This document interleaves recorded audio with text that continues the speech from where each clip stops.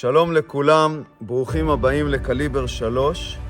היום אני רוצה לעשות לכם סרטון וחוות דעת על הגלוק 45. הגלוק 45 אפשר להגיד זה כמו קרוס אובר של גלוק עם מחלק וקנה של גלוק 19 וידית אחיזה של גלוק 17. זאת אומרת, הוא מביא את היתרונות של ה-19 ושל ה-17. הנוחות אחיזה של ה-17 עם זה שה-19 הוא יותר קטן. מדובר על אקדח ששוקל 708 גרם, שזה לא מעט.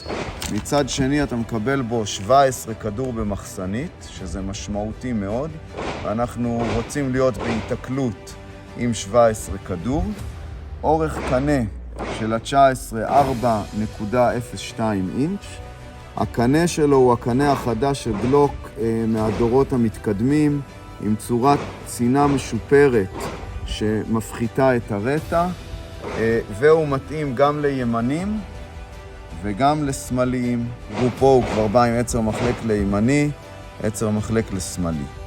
סך הכל אקדח שמביא הרבה מאוד יתרונות.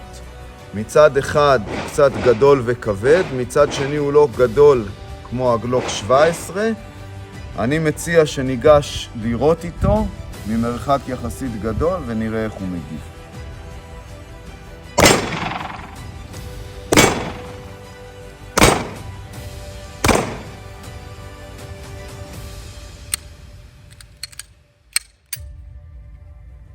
טוב, אני רוצה להגיד לכם, פשוט חוויית ירי.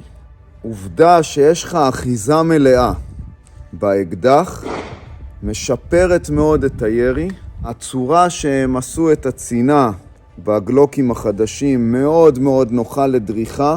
גם אתה מרגיש הפחתה של הרטה.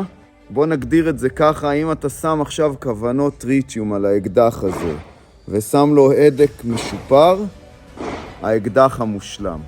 היתרון שלו, מדובר באקדח עם הרבה מאוד תחמושת, מצד שני יחסית אורך קנה קצר. חיסרון שלו שהוא גדול, אבל למי שזה לא אכפת לו, אקדח פשוט מצוין. מה שאני עוד רוצה להגיד לכם, שפה בקליבר 3 יש לנו את כל האמצעים להבזור האקדח, בין אם זה כוונת, בין אם זה הדקים, בין אם זה עצר מחלק, וכל דבר אחר שבא לאקדח, בין אם זה לייזרים, פנסים וכו' וכו'. ויש לנו פה נשק מהטובים במדינת ישראל שמאבזר את הדברים במקום. אשמח לראות אתכם פה בקליבר 3.